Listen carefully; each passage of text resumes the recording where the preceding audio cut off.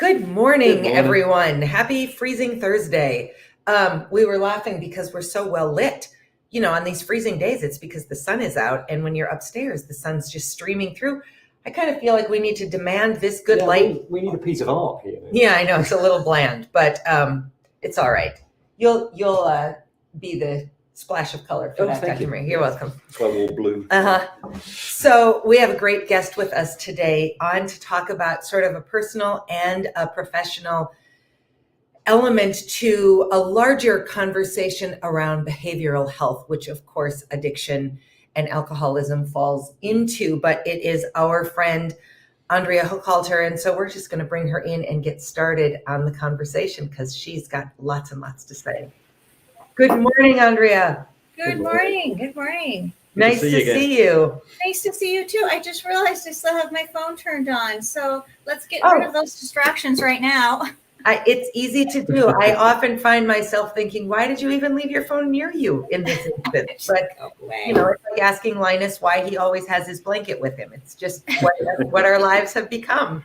My blanket's right over there. So, Andrea, talk to us a little bit. Let's start from the personal side of this. You've got a little bit of mental health story. You've got some personal health stories. Start with those pieces, and then we will fold them into how that has led to you being an advisor to this North Dakota Behavioral Health Council. Yeah, absolutely. Thank you. So my story and my lived experiences around behavioral health are, firstly, the large experiences were around mental health. More recently, they're around brain injury, which falls into the behavioral health umbrella as well, too. And so on the personal side, the word unfortunate comes to mind, but then the word blessed comes to mind as well, too. Have the blessing of my family of having people, friends, family who have suffered in challenges of their own individual journeys with mental health, and largely with depression and anxiety. Far too common, as we continue to learn in the world today, and severe mental health. I have a daughter, I have two daughters, and one of my daughters attempted suicide in January of 2019. And, it shocked our world. It was, it beat us up. She is alive. It should have been a lethal attempt. But by the blessings of God, she lived after a very long stay in ICU and hospitalization. And even before her attempt, we knew that she was suffering. We knew she was suicidal. Didn't stop it by knowing it, but I've learned a lot since that it's important for me to share with others to prevent this, but then to support during the process as well, too. Very, very much so. That's the gifts that have come out of this. Is one of them is my ability to share my experience. I don't have the answers, but I can support. You're not alone. I can walk in that journey together, with you. I can put what my skills, whatever it is I have to work with on, any day, to help others. I also have a husband with anxiety and depression, and he has sought his own path for treatment and well-being. I have utilized psychologists over the years as well, too, thank goodness, to help. It's so important to take care of our health, our behavioral health, and our whole well-being. That's where this is where that passion started to come from out of me in 2019 with these experiences. I don't know what is a scientific term for, when you see something, you start seeing it all over the place. You see the yellow car, right? Uh-huh. There's the name for that. What is that called? It'll come to one of us. We'll have it by the end of this conversation. It's like, oh, nobody has, that kind of yellow car. Well, then you see the yellow car all over. Yep. And I think there's a part of that happened with our experience with mental health and with suicide. And then people reaching out because they've learned that we've had an experience. And then I naturally started, becoming a person to listen. And so it's just naturally grown since 2019. And I've had a little more time on my hands in the last year. Is I had a brain injury. I had a tumor removed from my head, successfully removed.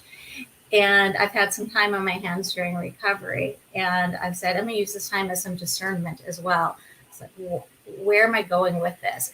I've lost some of my ability temporarily, cognitively. And my capacity to do everything I was doing before. But okay, now what can I do? Where am I being led? During this time, I had just been appointed to the North Dakota Behavioral Health Council, but was not able to roll up my sleeve because of my own personal recovery. And it's recently in this, last handful of months, we'll say a year, but like I said, it feels like it's only been a handful of months, one, because of the world around us, and two, because it's just the volume of information and what I'm seeing through this council, the eyes of the council. I was able to get involved and appointed by Governor Burgum to serve. And my representation is as a consumer on the North Dakota Behavioral Health Council. So I represent other family members with family loved ones with severe mental health illness. And so that's my role, is to serve as a consumer representative. Mm-hmm. So, thank you for sharing all of that. Because I know you, and so then, know of your family through you, I feel like you are a perfect example of, boy, on social media, you guys look amazing. You're very attractive. You're successful. You appear to be very happily married. You have these beautiful daughters. You travel. You've had an interesting professional career. Mm-hmm. I think the stakes are at once higher for someone like you to come out and talk about these kinds of struggles in your family, and provide so much value to everybody, because it's another vital reminder that mental health is not about, well, obviously they have mental health, they're poor, or they don't, they're not well educated, or fill in the blank. Mental health is like alcoholism. It doesn't care what your bank account says. It doesn't care where you got your degrees from. It doesn't care about any of that. And so I feel that those of us who can present a pretty successful highlight reel really have an obligation to show the other side if it's something we struggle with. Mm-hmm. So thank you for doing that. And I know you're not just doing it here, but thank you for that. So, okay, Governor Burgum appointed you to this advisory capacity with the North Dakota Behavioral Health Council.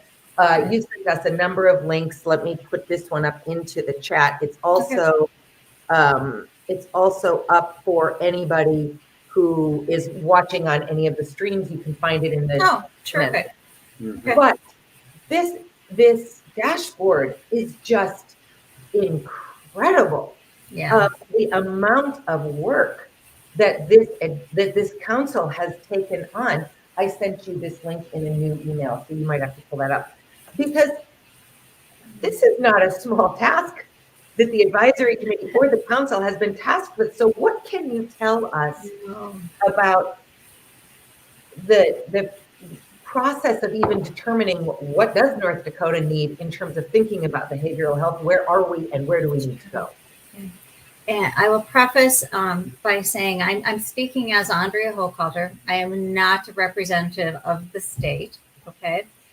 And this work, this dashboard that you see through HSRI, this was in place, implemented. It's a work in progress, right? Especially since it's dashboard and this gets updated quarterly as we have our council meetings. It was in progress before I joined the council. And as I joined the council, I joined because I'm passionate about behavioral health. And I had these experiences. I wanted my voice to be heard, right? I'm like, they need to hear from a mom, with a suicide survivor and what that is like. And I'm doing that. However, when I joined the council and these layers started getting peeled back for me of what this work was about, of what was happening at state level, at county level, in the regions as they're divided about between human services and the state, and some different people that have come in and speak, or just even the council members. We have a council of 30 members with much broader representation than just consumers, and I was blown away in a really, really, really good way. Yeah, it made me feel that there's more hope for us as a state, as a community, as people, that the challenge is huge, huge. We're doing the right things. And and that big part of it too is I'll give a shout out to Governor Burgum. Like I said, the studies were in place in 2016. The first some of the studies that this report will reference, and he came into office 16. So some studies have been into place. The work more so in 2008, 2019. The refocus on recovery invented, I believe, has been a catalyst in ways to the existing work at play. But he's a champion, and we need champions. So, yes. I'm curious to know, as you were going through this process with your daughter in 2019, what did you find the state of care and access to be as a consumer? The great vast unknown. You don't know what you don't know. And so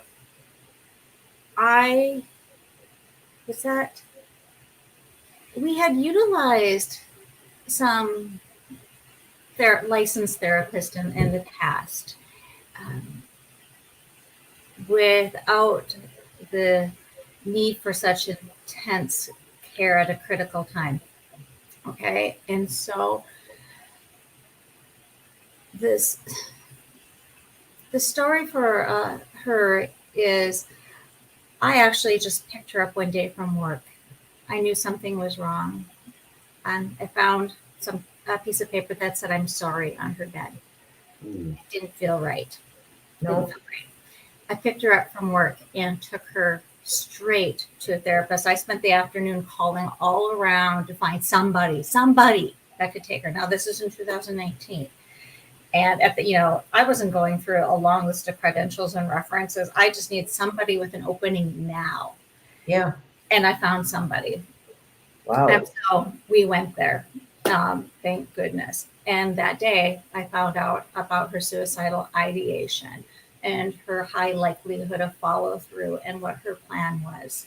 So we were, in crisis. So we needed to be active crisis management and support. Got through that day by day, right? You have your plan. And so we found somebody, thank goodness, that day. Crazy. My experience, though,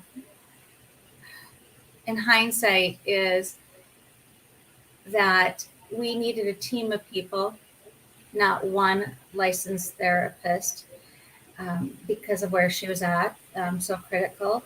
We needed more family support right then and there as well, too, because we didn't understand. We didn't know. I needed education, since I've gone through a lot of education on mental health and suicide prevention. Locally, huge shout outs to First Link. And I no longer hold back to say, you seem a little bit off today. I hear you talking about XYZ. Are you thinking of hurting yourself? You know, are you having suicidal thoughts? That's love, right? That's love. I didn't know how to do that before. Mhm. And I want to change that. We need to normalize the conversations. And that starts at a very young age, and it has to happen wide. But so when those are things that I didn't know about, and so resource wise, we'll talk about those today. And then when we were in the hospital, so she was in intensive care unit at Sanford Health Children's Hospital. Again, huge shout out. Dr. Storm saved her life. It was a unique overdose situation because of the mixture that was injected, consumed. And we had a social worker because she was a minor. And so we had a social worker who was telling us what's next. And there had to be hospitalization after the hospitalization, psychiatric hospitalization. And that part, yeah, I would like a redo. And I'd like to be that person sometimes to change some of my experiences. The woman was professional. She knew her job. She was lovely. And what I'd like to change is it felt more like okay, I've called all around the state. I found one bed for you, one bed that we can get her in. But it's kind of dependent upon them about another person being released. So if that person's released, we could get this timing out and you can go there. I'm like, well, what if I don't want her to go there? What if we want her closer to home? What if I want her in a total different facility of my choice? And so I started picking up the phone and calling around. I started utilizing some of my contacts that I have, some of them in behavioral health field, to start educating myself. What do I look for? What are the questions that I ask? How do I do this? Just versus being told your daughter's getting an ambulance and she's being sent here because that's where the opening is at. That didn't feel good. No. No. It's hard to hear these stories. Can I ask how old your daughter was at this time? At that time, she was 16 in January. Okay. Mm-hmm. So she was young. I mean, that's young to be dealing with all of this and to potentially be halfway across. Did I say 1692? Where's the year? It is just 2022. 17. That's it. Okay. All right. Still young. Just still very young. What year is it? Yeah. Well, we've lost so many years because of COVID. Who can keep track of anything? Okay. So you then, I actually am really happy is not the right word, but I'm happy to hear that your report is not, hey, it was great. We had incredible support, blah, because if that were the case, then what's the study about and what's the hard work for? Yeah. So I have a question for you, Andrew. And sure, a while ago, I'm not going to say which year. I'm going to say a while ago. One of our former guests, could have been last year, could have been the year before. Senator Mathers was talking. Was talking about the funding for a new state hospital, and I think it's still in business. Jamestown. Everyone wanted a centralized facility. I can see what they want. They wanted somewhere where you could easily get from the state of North Dakota. But, and I talked about this too, when I was in rehab, the fact that I was in the town that I called home helped me. Do you think, or how imperative is it in your opinion, and your opinion should be valued because you work and live with local facilities in local sections? How is there truly a benefit to that? So that's a great question and remark.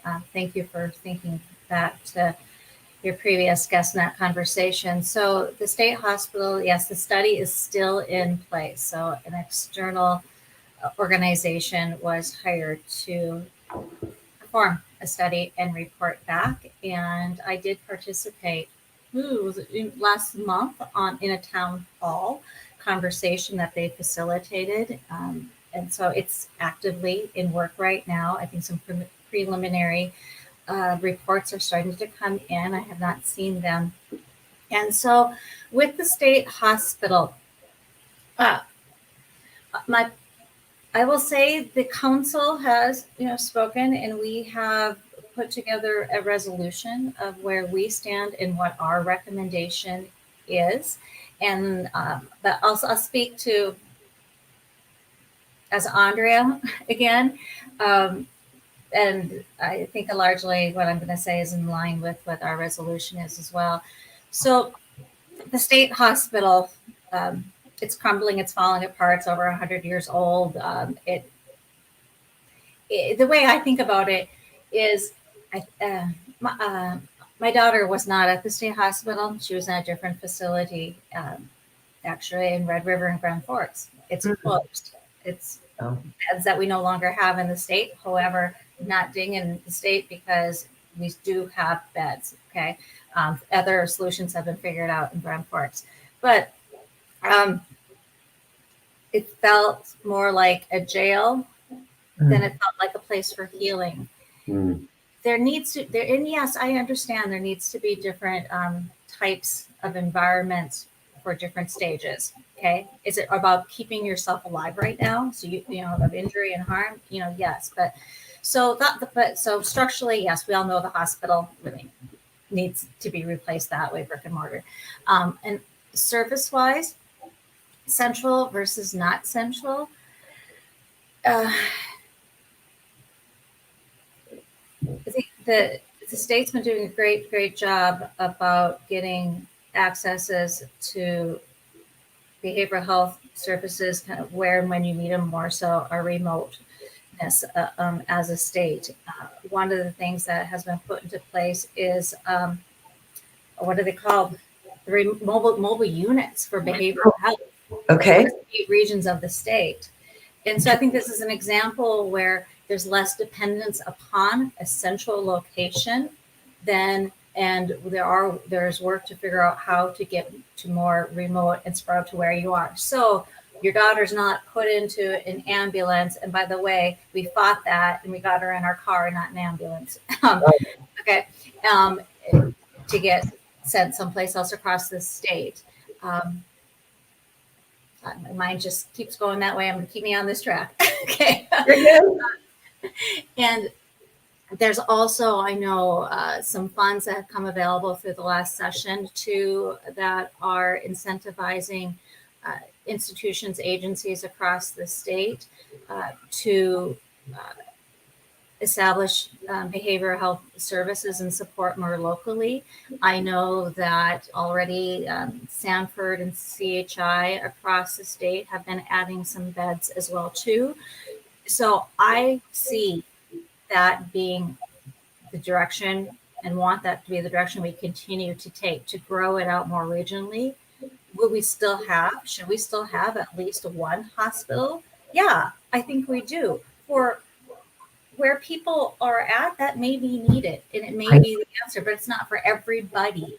And before you even get to the state hospital, you're working through your regions. And depending on kind of what your priority is and what your factors are, you may stay regionally or you may go to the state because that's what you need, when you need it.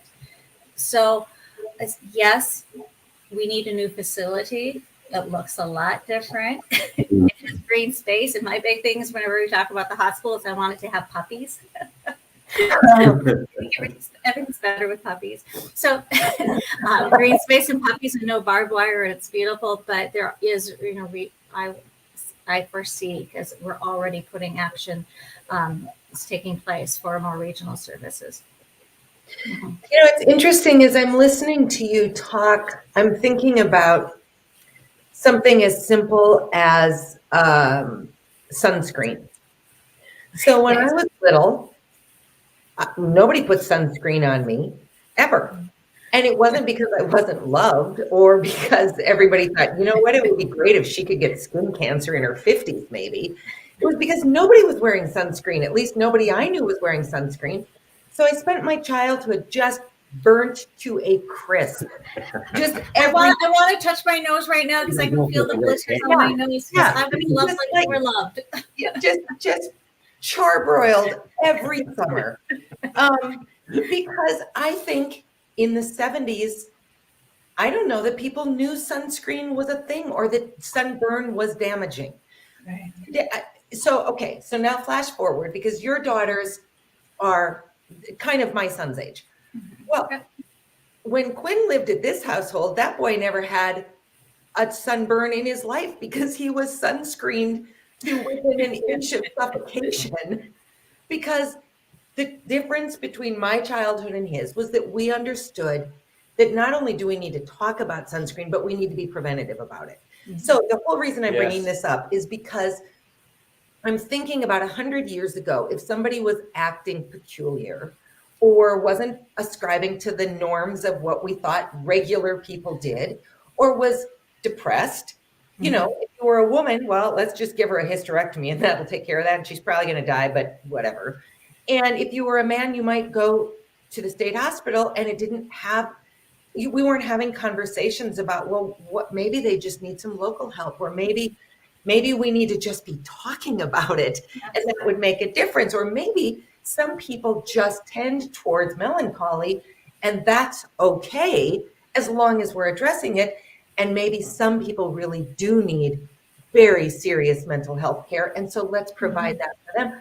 But if we can come in, so I'm not even 50 yet, if in 50 years we can go from, it's totally fine to get 3rd-degree burns on the baby because that's just what summer means, to let's be preventative. Why can't we also do the same thing with mental health care? Why can't somebody who's suffering find help locally, regionally, statewide, national? It just makes perfect sense. It's part of our whole health package. So I'm really hear you talking about, you know, mobile stations that can go to the most remote places and access for people where they are, with the understanding that maybe somebody's going to need more serious healthcare. It's no different than, so I've got family in Bowman. If you're in Bowman and you have a serious health issue, you start with your local or your regional clinic and hospital. And if it's deemed very, very serious, you go to Bismarck, Rapid City, or Fargo. But that's not where you start. You start locally. So I love your analogy, and I see a billboard with this campaign on it. Right? Well, we got plenty of pictures of me covered in head to toe calamine under my sunscreen. You know, prevention, that's got to be the hardest part of, you know, addressing mental health, addressing addiction. How do you prevent it? Yeah. You know, since the 80s, when they said, you know, people are dying, if we're going to start putting seatbelts in cars. In fact, my dad's first car that I remember didn't come with seatbelts. It was a Ford Anglia, which is now, I have cool status because that's the Weasley's flying car. in Harry Potter. Harry Potter. So yeah, I drove around in that car as a kid. We can't, you know, and then it was, I'm not wearing a seatbelt. Now they have airbags, don't need a seatbelt. We can't get people to wear masks or get vaccinated or get boosted. Some people. But how difficult is that mindset when you're trying to just say, let's talk about prevent? Is it a scared thing? Are people afraid to talk about preventing mental health because they're afraid they might need it?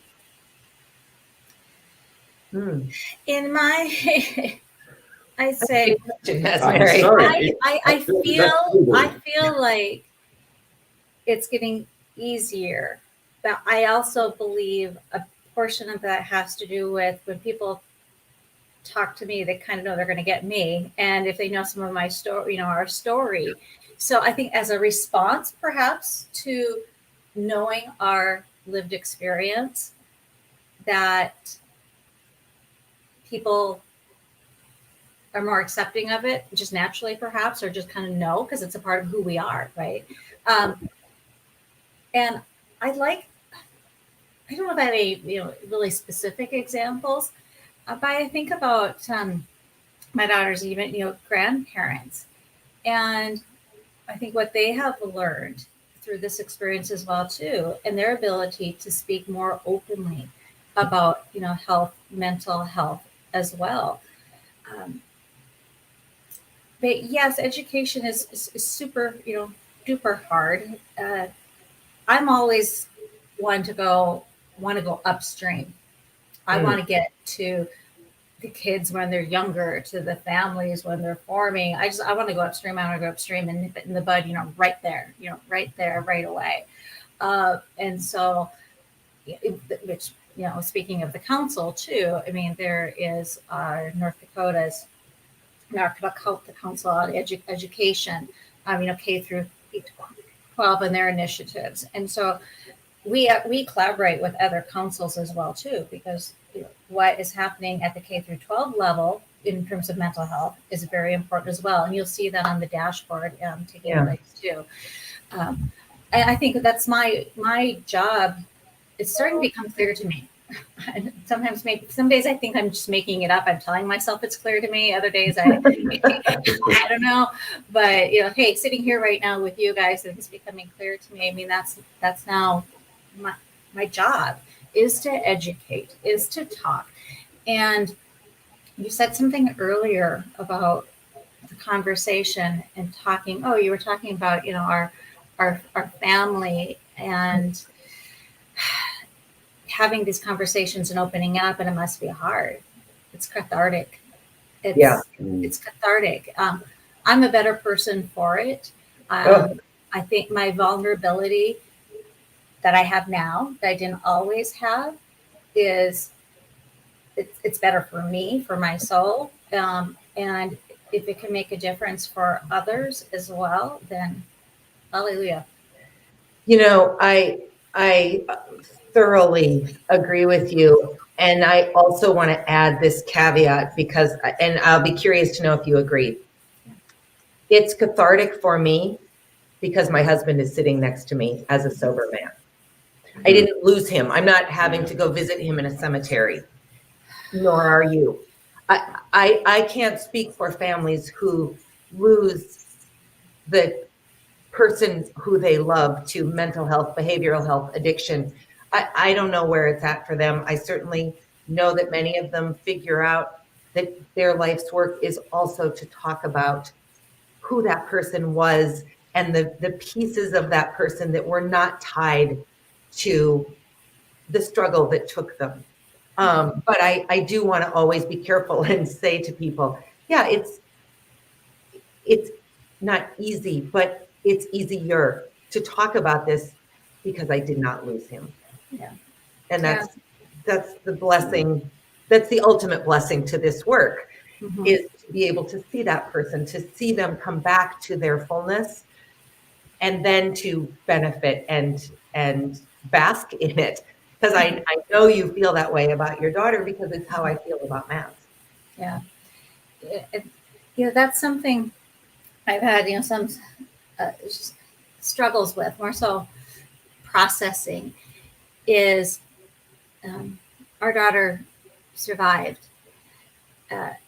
And I have lost too many people in my life to suicide, death by suicide, and a good number are youth. Yeah. And what their experiences are, they are just kind of paths are same and then kind of different. Of, okay, our daughter lived, and now we're trying to figure out how to live with and how to recover and live in recovery. Yep. Okay. And she's the one who's really having, to live in recovery and work her butt off. Right. And I'm the one who lived in fear every day for a very long time, and all my triggers. She has her triggers. I have my triggers. Yeah. Right.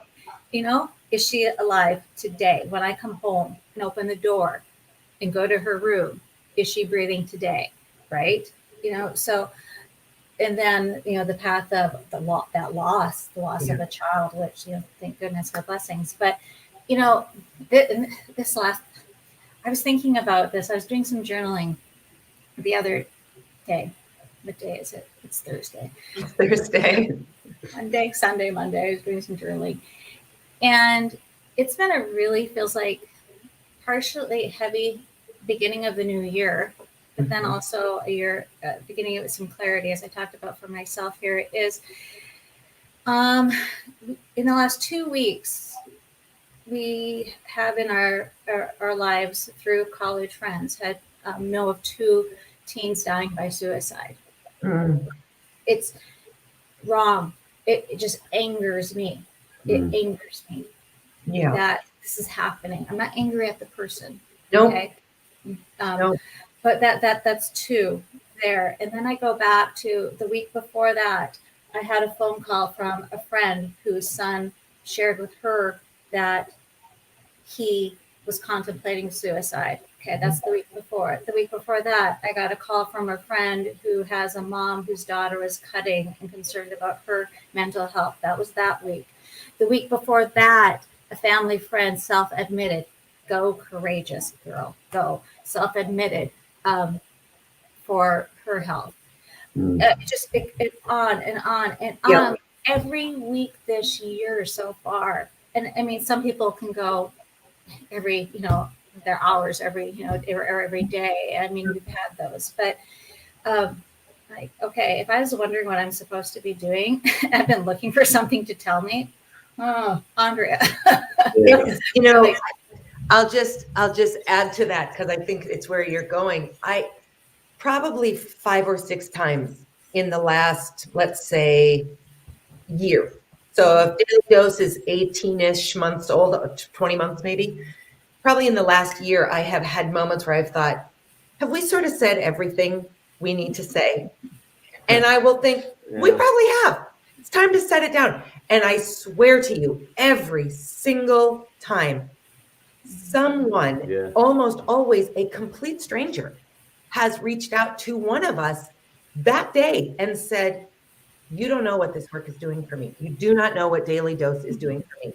So I'm right there with you. There is, I call it a privileged burden to carry these stories. When you open the door and you let people know that you are willing to talk about it, then you become a repository for other people's fears and failures and successes and almosts and all of those things. And it is a heavy, blessed burden to carry. But I agree with you. It is our work. It is our calling. We're doing other things because that's the nature of where we are right now. But this will eventually be what we do. I phoned up IT at MSUM where I work to complain about, this is about a year ago, to complain about the Scantron machine. And the guy on the other end of the phone thanked me for what Dana and I are doing. I thought, I did not expect this response. I expected, yes, we'll fix the Scantron. Yeah. And I, like I said, this is still a little, new to me outside of, my small group of what I do, where I want to go. I participated in a virtual conference last week offered by the North Dakota Suicide Prevention Coalition. Okay, here's something else. Okay, wow, there are so many organizations doing great work. Again, I mean, so there's this coalition in North Dakota. It's all about suicide prevention. Who knew? I mean, you don't know till you need it or till you bump up against it. Until you bump up against it. Exactly. And there's more of them. And there was this great individual, this man who spoke, and I don't remember his name off the top of my head. And he shared, he's been sharing for years, and I believe has started his own maybe foundation, which is about then prevention and support for suicide.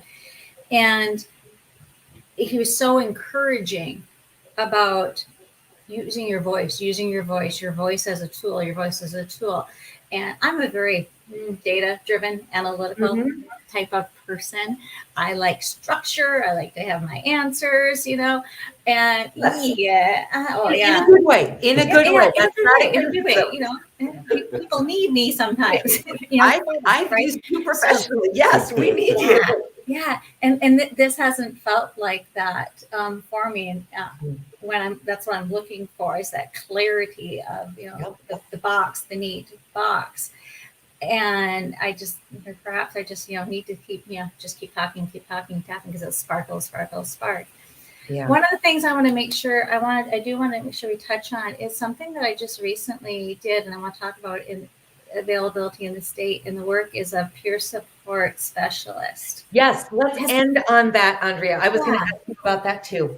Yeah, so I'm not sure if that's something that's been talked about, here on your daily. Not with us. Because because a lot of peer support specialists, this is not a new concept. It's new to North Dakota in the last, I believe, 3-ish years. So please forgive me, anybody who is out there and I'm getting this not quite right. But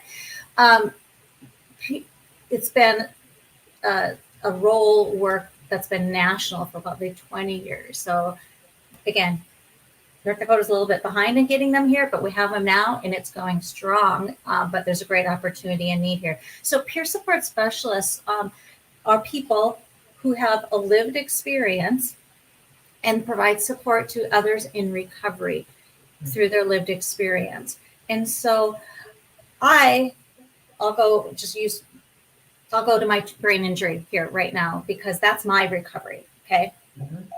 Mine is, I know what it's like to have this sense of loss or ambiguous loss because I'm not able to do my job that I was doing, anymore, type of a thing.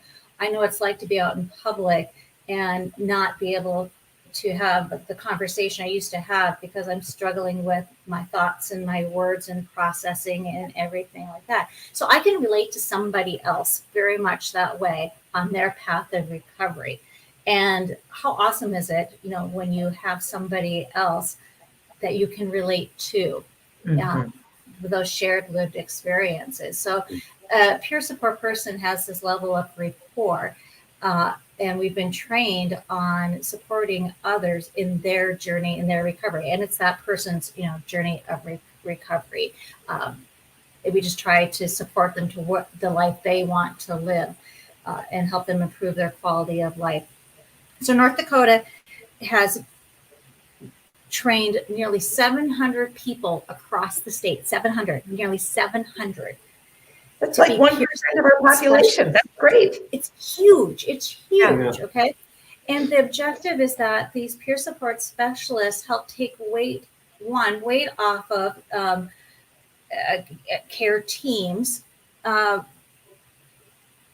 because we have a different type of support, different level of support than if we're in, a diagnosing recovery or an immediate recovery. It's like, I've been diagnosed and now I'm going to walk this path of recovery, with you and help you and support you and be that peer for you.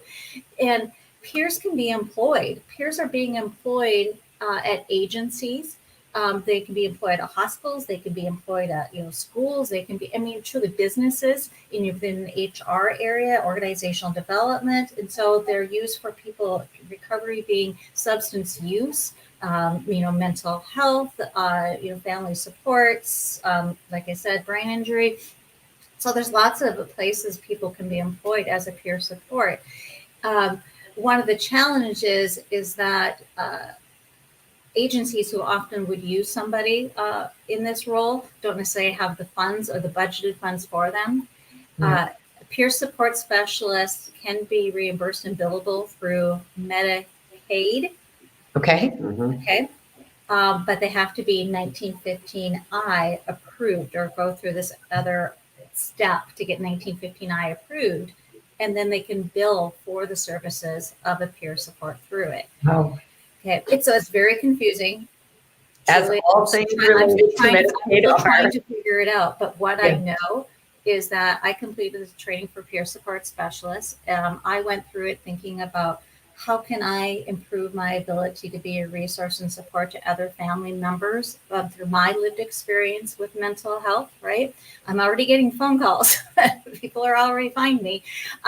And then what I also found out going through it was, wait a minute, I'm learning about recovery, and this works for my own recovery as well too, with brain injury, with my sense of loss and my change and my ability to commit to change and acceptance, perhaps. And I was surrounded in that room when I completed it. There's about 30 of us who went through it at one point in time. And I would say, just guess, I'm just going to guess, about probably 75+% of the people that are taking it, we're all taking it because we have our lived experiences, but I would say either have as primary or dual diagnosis with substance use disorder, right? And I was blown away by the passion of the people wanting to help and the hearts. And it's seriously, it's just, I was just like cry for like how amazing everybody was, every day for the 5 days, in this training and what the gifts they have to give. I'm now working with a small group on helping the peer support specialist advance in North Dakota through creating an association. And again, have had some small meetings, and the passion around the work is so great. I think this is going to evolve into something for the state of North Dakota to be of great, great benefit, again, to remote areas of the state, support systems to help people stay in recovery and live their best lives. Yeah. So I think something to watch for peer support specialist and to get behind it. Thank you for bringing Excellent. that up. I'll put the link in when we get off. I don't want to search for it while we're talking. Andrea, this has been Oh my gosh, it's fantastic.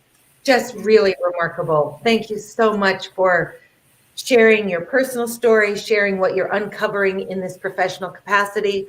I'm so thrilled to see how well you are doing. I know these years have been difficult, to put it mildly, and you are a perfect example of somebody who was handed a number of lemons, and you seem to be making pretty incredible lemonade out of them. I can't agree with that. Well, all I can do to support, join forces with you guys out here to kind of, free the stigma that comes with, mental behavioral health, substance use disorder being a part of that, free the stigma, free the shame, and, live, amazing lives and help the next generation. So, yeah. Yeah. Well, thank you. We will be in touch again, but thank you so much for joining us. Good luck. Stay warm and have a good day. We'll talk. All right. soon. Blessings. Take care. Everyone else, we will see you next Tuesday. Have an excellent weekend and really look into these sources. We'll get the other links up as soon as we end. Talk to you soon. Bye. Bye.